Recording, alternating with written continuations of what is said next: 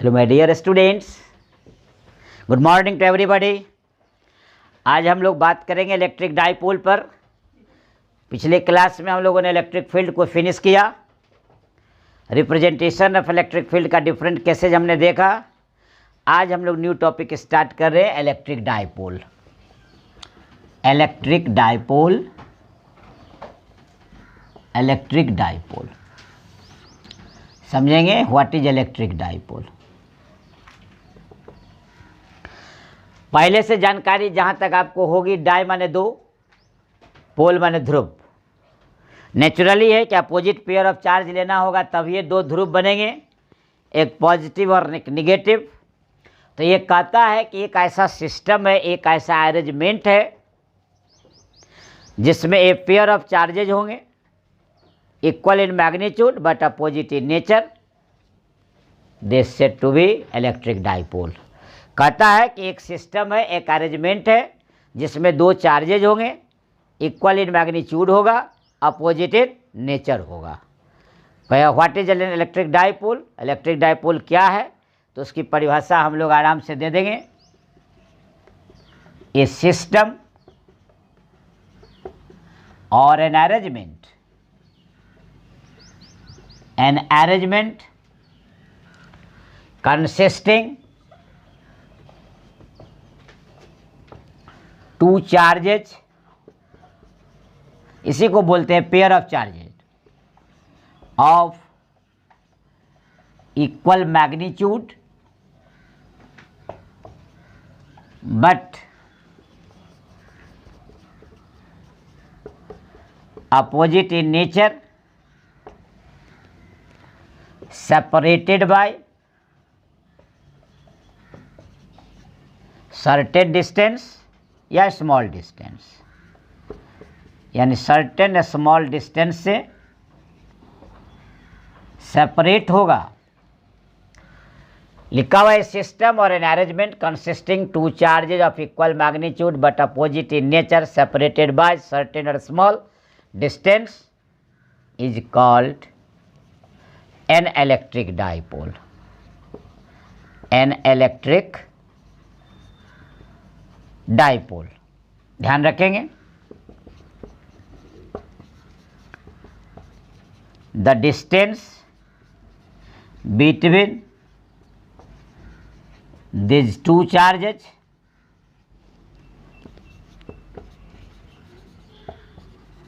is said to be its dipole length। Dipole की लंबाई कहलाएगी। अब देखिए, एक छोटा सा फिगर यहाँ ड्रॉ करता हूँ मैं, तब आपको और क्लियर हो जाएगा।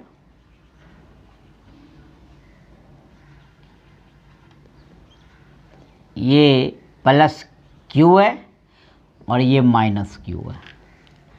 ये पी पॉइंट पर है, ये ए बी पॉइंट कर दीजिए, इसलिए कि क्यू रिपीट हो जाएगा। ए भी कर दीजिए। देखिए, एक प्लस क्यू चार्ज, एक माइनस क्यू चार्ज, साफ लिखा हुआ equal in magnitude plus Q, देखिए क्यू और क्यू दोनों में है। और एक अपोजिट इन नेचर, देखिए यहाँ लिखा हुआ अपोजिट इन नेचर, एक पॉजिटिव और एक निगेटिव। तो यहाँ से यहाँ तक कुछ सेपरेटिंग डिस्टेंस होगा, इसको हम मान लेते हैं 2L। छोटा डिस्टेंस है इसीलिए 2L। घबराएंगे नहीं आप, जब आप बुक पलटेंगे तो किसी किताब में 2A मिलेगा। A और L दोनों सिमिलर थिंग है, इसलिए मानने हैं। दुनिया कहती है माना तो देव न तो पत्थर। आप मानिए तो देवता है उसी पत्थर को, न तो पत्थर है। तो वही बात है, आप L मानिए या A मानिए, दोनों सिमिलर थिंग है। तो ये जो आप देख रहे हैं, A और B पर दो चार्ज प्लेस है, एक प्लस क्यू एक माइनस क्यू, दोनों के बीच का सर्टेन डिस्टेंस है 2L। तो इसका अर्थ हो गया कि सेपरेटेड बाय 2L। तो ये पूरा अरेंजमेंट कहलाएगा इलेक्ट्रिक डाइपोल। ये क्लियर है? ए सिस्टम और an arrangement consisting two charges of equal magnitude but opposite in nature separated by certain और small distance is called an electric dipole. अब तो क्लियर हो गया। और दोनों के बीच की लंबाई जो हो गई हो गया डाइपोल लेंथ। इसका मतलब in figure AB is a dipole and dipole length जो होगा वो वहाँ पर 12 दे दिया, यानी दोनों के बीच की दूरी जो होगी वो डाइपोल लेंथ हो जाएगा, 12 हो जाएगा। क्लियर हो गया? ये तो इलेक्ट्रिक डाइपोल हो गया। हमको पढ़ना है इलेक्ट्रिक डाइपोल मोमेंट, तो अब इलेक्ट्रिक डाइपोल मोमेंट को डिफाइन कर देंगे। What is an electric dipole moment? देखिए, इलेक्ट्रिक डाइपोल मोमेंट, ध्यान दीजिएगा। इलेक्ट्रिक डाइपोल मोमेंट क्या कहता है? आप इसमें से चूंकि दोनों चार्ज इक्वल इन मैग्नीट्यूड है तो आइदर ऑफ चार्ज ले लीजिए और जितना डाइपोल लेंथ है उससे मल्टीप्लाई कर दीजिए। आइदर ऑफ चार्ज, दोनों का वैल्यू सेम है, सिमिलर है। देखिए आप, Q और Q नेचर अपोजिट है, मैग्नीट्यूड में कोई अंतर नहीं है। तो कहता है आइदर ऑफ कोई चार्ज का मैग्नीट्यूड ले लिया जाए और उसको डाइपोल लेंथ से मल्टीप्लाई कर दिया जाए, यानी 12 से मल्टीप्लाई कर दिया जाए। ये वैल्यू देगा कौन चीज? Dipole moment. तो ध्यान रखिए, इलेक्ट्रिक डाइपोल मोमेंट को हम लोग मैग्नीट्यूड फॉर्म में कैसे डिफाइन करेंगे? The product of magnitude of either charge, magnitude of either charge with dipole length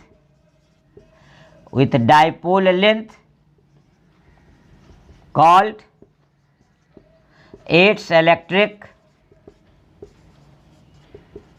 dipole moment। Clear हो गया? हम दो में से किसी एक चार्ज के मैग्नीट्यूड को लेंगे और दूसरे दोनों के बीच की जो दूरी है डाइपोल लेंथ, उससे मल्टीप्लाई कर देंगे तो हमको मिल जाएगा electric dipole moment. And generally electric dipole moment को हम लोग P से डिनोट करेंगे, यहाँ रिप्रेजेंट करेंगे, इसलिए कि जब कभी भी एक्सप्रेशन निकालेंगे इस चैप्टर्स में तो बार बार P का इस्तेमाल होगा, बार बार P आएगा आपके सामने। इसलिए अभी से जान लें कि P जो है वो इलेक्ट्रिक डाइपोल मोमेंट है। ये तो आपका अब मैथमेटिकल डिफिनीशन दे दिया जाए। What is electric dipole moment? That is P। Clear हो गया? Electric dipole moment generally represented by P, that is P equal to Q into 12। ध्यान रखा जाए, ये आपका जनरल फॉर्मूला आ गया डाइपोल मोमेंट का।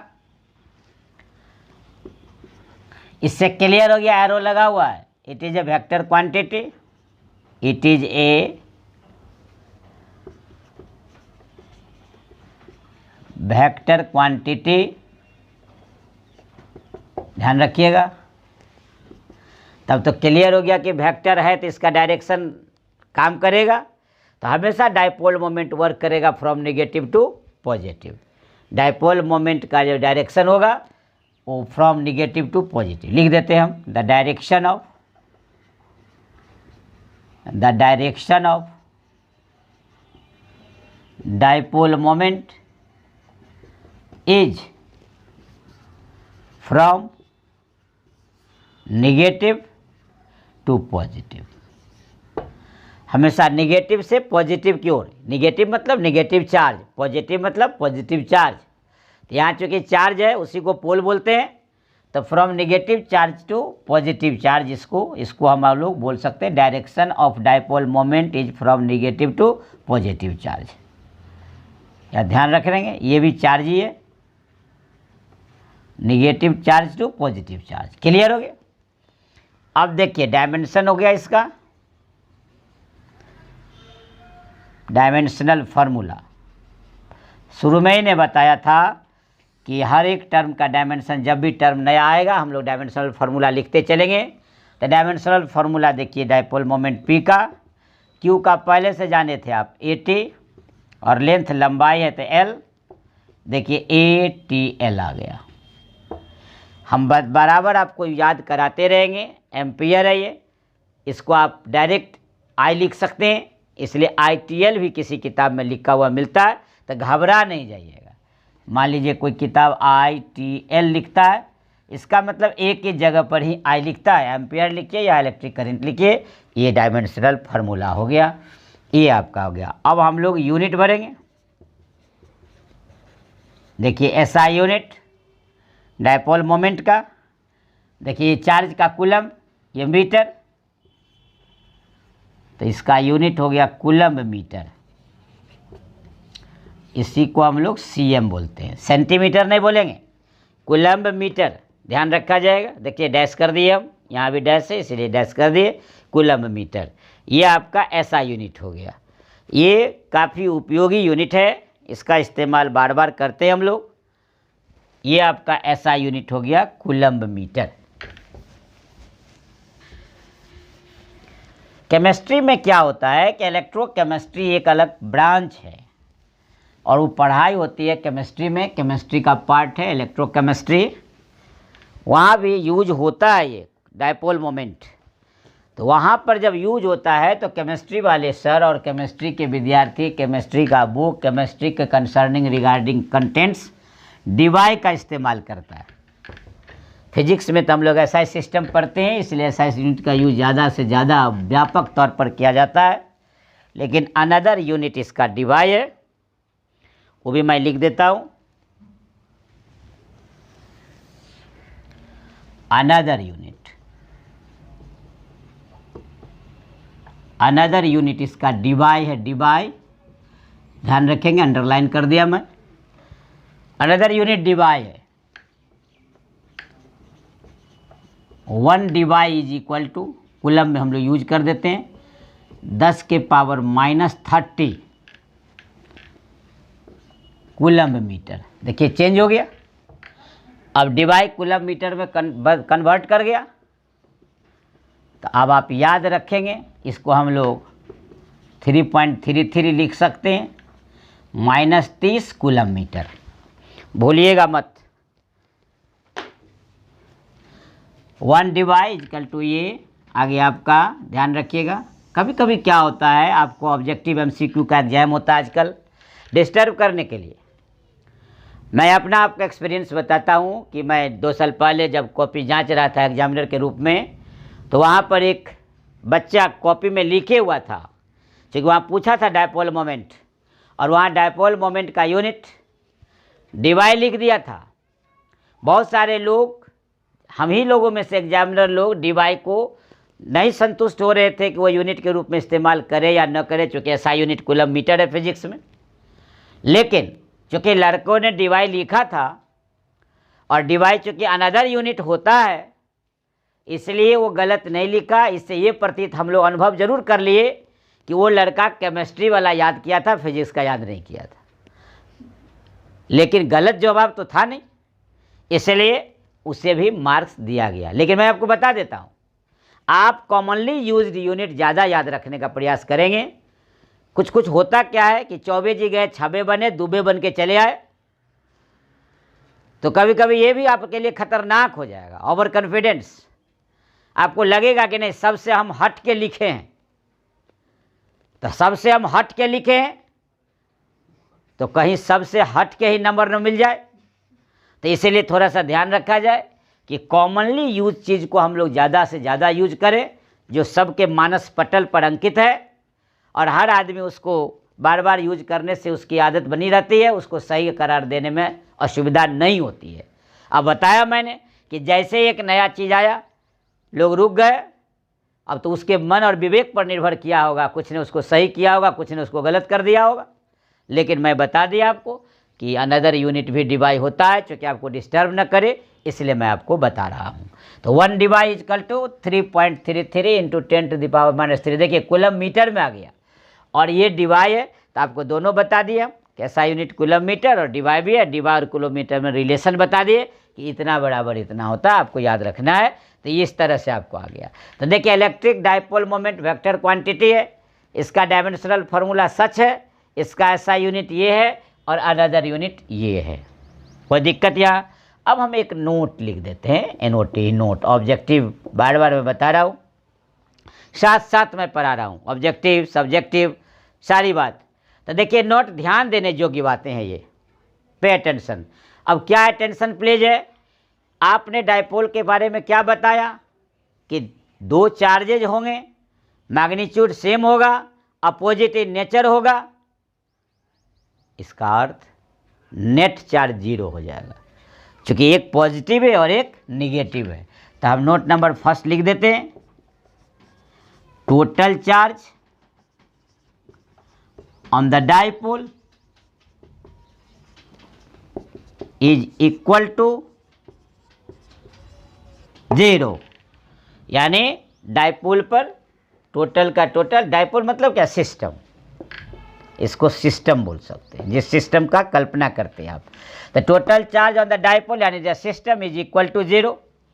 क्योंकि आपने कहा था, अभी आपने डायपोल का ये सही बताए थे कि ये आपका -q था और ये आपका +q था। खुद देख लीजिए आप, ये सेपरेटिंग डिस्टेंस 12 था। तो नेचुरली इस टोटल चार्ज को ऐड किया जाए, +q और -q, तो टोटल नेट चार्ज क्या हो जाएगा, 0। इसलिए बोला जाएगा total charge on the dipole is equal to 0। But total electric field, total electric field is not equal to 0। ध्यान रखिएगा, टोटल इलेक्ट्रिक फील्ड 0 नहीं होगा, इसलिए कि फील्ड +q चार्ज के कारण भी निकलेगा, -q के कारण भी निकलेगा, डिफरेंट पॉइंट पर निकलेगा। इसलिए ये कोई ज़रूरी नहीं है कि इलेक्ट्रिक फील्ड 0 होगा। इसलिए मैंने लिख दिया कि टोटल फील्ड 0 नहीं होगा, लेकिन टोटल चार्ज 0 होगा। और ये तो मैं यहाँ ही आपको अंडरलाइन कर दिया, ध्यान रखेंगे कि ये जो बहुत ही इम्पोर्टेंट थिंग्स है कि direction of dipole moment is from negative charge to positive charge. तो ये ध्यान रखिएगा, यहाँ भी नोट नंबर 2 में यही डाल दें हम कि direction of dipole moment is from negative to positive. ये हमेशा याद रखना है, नेगेटिव से पॉजिटिव की ओर डायरेक्शन होगा डायपोल मोमेंट का। तो ये आपको था इलेक्ट्रिक डायपोल और इलेक्ट्रिक डायपोल मोमेंट। अब हम लोग क्या करते हैं कि यहीं पर एक दो ऑब्जेक्टिव हो या फिर एक एनसीईआरटी का प्रॉब्लम है। अब एक एनसीईआरटी का प्रॉब्लम है, उस प्रॉब्लम को हम यहीं पर आपको सॉल्व करके बता देता हूँ कि फार्मूला का उपयोग कैसे होगा। अब देखिए, इलेक्ट्रिक डायपोल और डायपोल मोमेंट के बारे में अभी समझा रहे थे आपको, हम बताए। अब हम लोग क्या करेंगे, इस पर कुछ सैम्पल प्रॉब्लम एक दो देख लेता हूँ मैं। अब देखिए, फर्स्ट प्रॉब्लम को पढ़ते हैं। कहता है sample problem number 1, an electric dipole consisting of A pair of equal and opposite charges each of magnitude 5 microcoulomb. Clear है कि एक डायपोल है जिसके पास दो चार्जेज है, दोनों का मैग्नीट्यूड सेम है, नेचर अपोजिट है, लेकिन चार्ज का वैल्यू है कितना, 5 माइक्रोकूलम। हैज डायपोल मोमेंट कितना है, 5 × 10⁻⁷ coulomb metre. Find the length of the dipole. अभी आपको सॉल्यूशन करते हैं तो देखिए आपको पता चलेगा जस्ट क्या हमने पढ़ाया था और कैसे आप बना लिए। ये आपका डायपोल था, याद कीजिए, यहाँ हम +q लिखे थे, यहाँ -q। देखिए इसका वैल्यू दे दिया है आपको, यहाँ +5 माइक्रोकूलम और -5 माइक्रोकूलम है ना, 5 माइक्रोकूलम। डायपोल मोमेंट दिया हुआ है, यानी कि p का वैल्यू दिया हुआ है, यानी p दे दिया हुआ है 5 × 10⁻⁷ कूलम मीटर, और ये q का वैल्यू दे दिया आपको 5 माइक्रोकूलम, यानी 5 × 10⁻⁶ कूलम। अब क्लियर है, आपको निकालना क्या है, लेंथ ऑफ द डायपोल।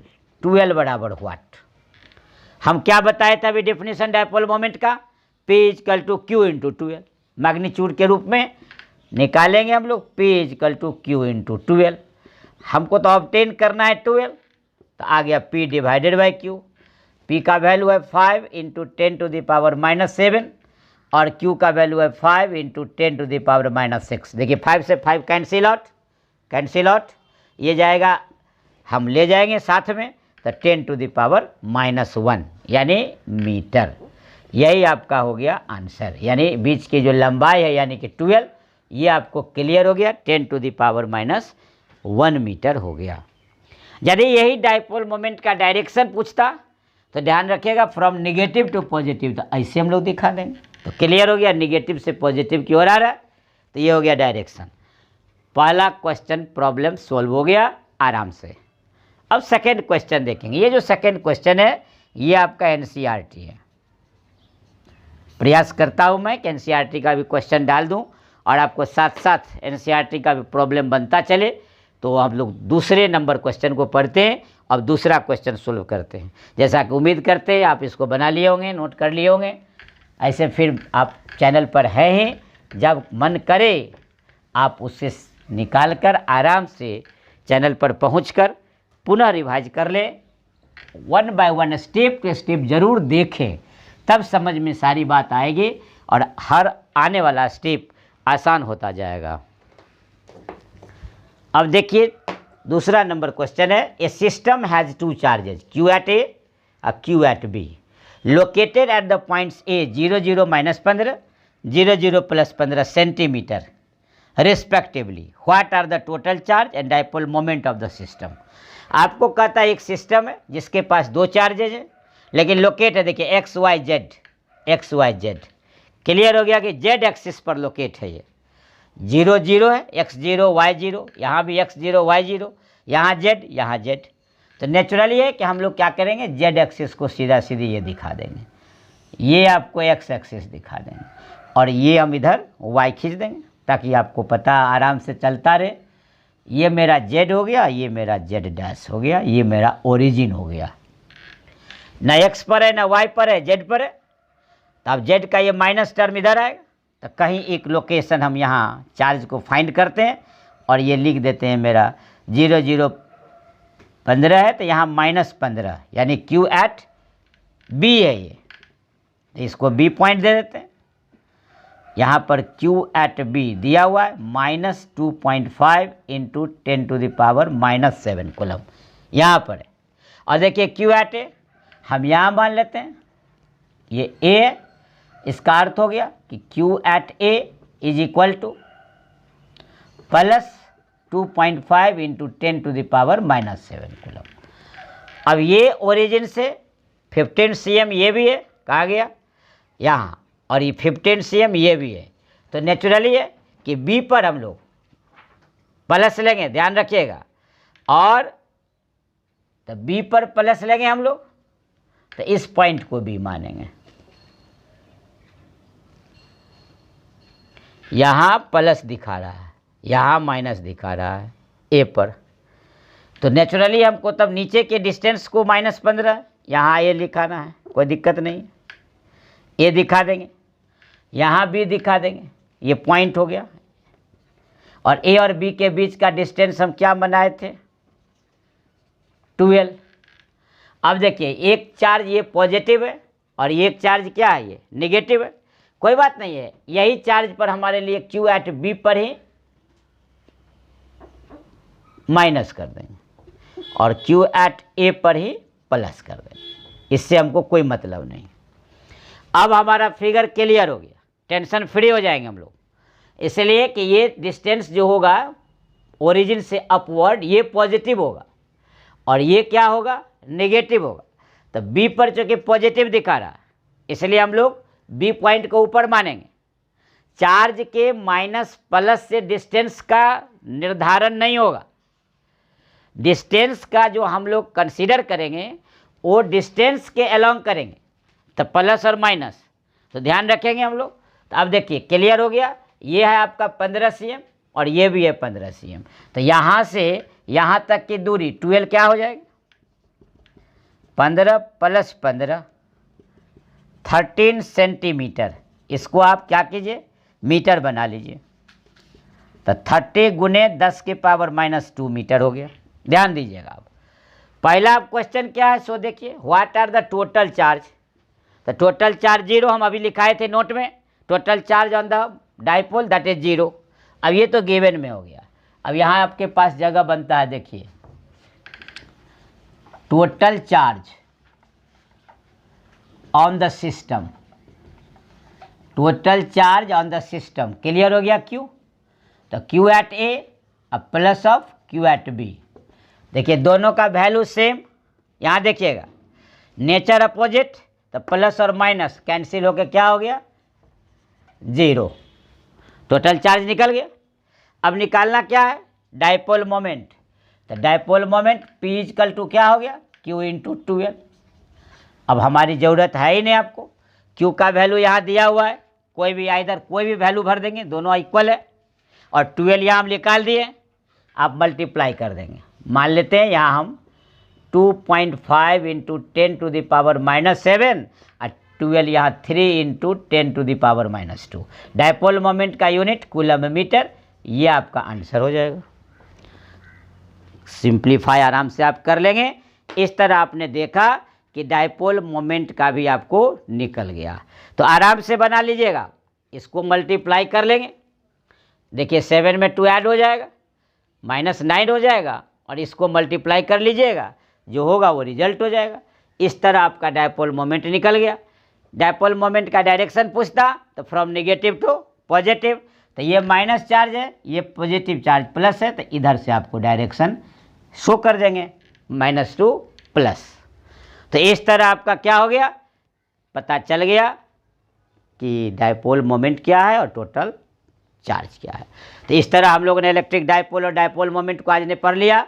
अब हम लोग नेक्स्ट लेक्चर में पढ़ेंगे इलेक्ट्रिक डाइपोल के कारण इलेक्ट्रिक फील्ड कैसे फाइंड करेंगे। तब तक के लिए हम आपसे लेते हैं शुभ विदा। अपना भी रखें ख्याल। Take your self. सबा खैर।